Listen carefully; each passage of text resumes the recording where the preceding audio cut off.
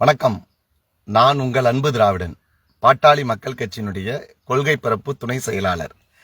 தமிழ்நாடு அப்படியே கதிகலங்கி போய் நிக்குதுங்க. தமிழ்நாடு யார் ஆட்சி அமைக்க போறது? திமுகவா அண்ணா திமுகவா? யார் எவ்வளவு பெரிய வாக்குகள் வாங்க போகிறார்கள் என்கிற குழப்பம். ஒரு பக்கத்துல பாத்தீங்கன்னா அதிமுக தலைமையிலான கூட்டணி வலுவா நிக்குது அப்படின்னு பேசுறாங்க.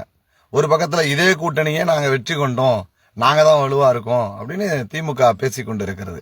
இதே கூட்டணியை தாங்க நாங்க ஜெயிச்சோம் 2021. அதே மாதிரி இப்பவும் நாங்க ஜெயிக்க போறோம் அப்படின்னு இவங்க என்ன சொன்னாங்க? இப்ப டிடிவி புதுசா வந்திருக்கிறாருங்க, நாங்க ஒரு 30 தொகுதி டிடிவியால தான் தோத்து போனப்ப அவர் வந்திருக்கிறாரு, அதனால இந்த தடவை அதிமுக ஆட்சி அமைச்சிரும் அப்படின்னு ஒரு தடவை இவங்க சொல்றாங்க. ஒரு முறை புதுசா வந்திருக்கக்கூடிய நடிகர் விஜய் அவர்கள், நாங்க அதிக ஓட்டுகளை வாங்கி மிகப்பெரிய அளவுக்கு வந்துருவோம், எங்களுக்கு தமிழ்நாட்டில் ஒரு 40% 35% இருக்கு அப்படின்னு அவங்க ஒரு பக்கம். இப்ப என்னன்னு பார்த்தீங்கன்னா, ராமதாஸ் ஐயா அவர்களை யாருமே சேர்த்துக்காத போல பேசிக்கிட்டு இருந்தவர்கள்லாம் இன்னைக்கு என்னடா பண்ண போறோம்னு முழிச்சிட்டு இருக்கிறான்.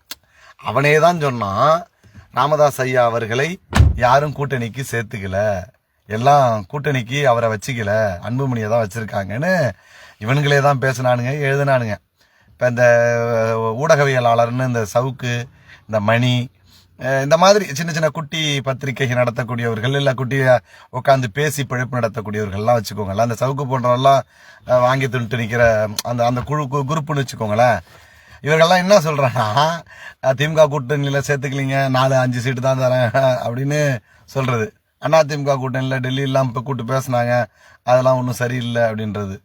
இன்னைக்கு என்ன நிலைமை அப்படிங்கிறத பார்த்ததுக்கு அப்புறம் எல்லாம் கதிகலங்கி போய் நிக்கிறான். இன்னைக்கு எல்லாம் சமபலத்தை போட்டி போடுற மாதிரி அதிமுக கூட்டணியும் திமுக கூட்டணியும் நின்றுகிட்டு இருக்கிற வேலையில, நடிகர் விஜய் ஒரு பக்கம் கலக்கி கொண்டு இருக்கக்கூடிய வேலையில, மருத்துவர் ஐயா யாரை கை காட்டுகிறார்களோ அவர்கள் தான் முதலமைச்சராக முடியும் என்கிற ஒரு நிர்பந்தமும் சூழலும் தமிழ்நாட்டு அரசியல் நிலவுகிறது.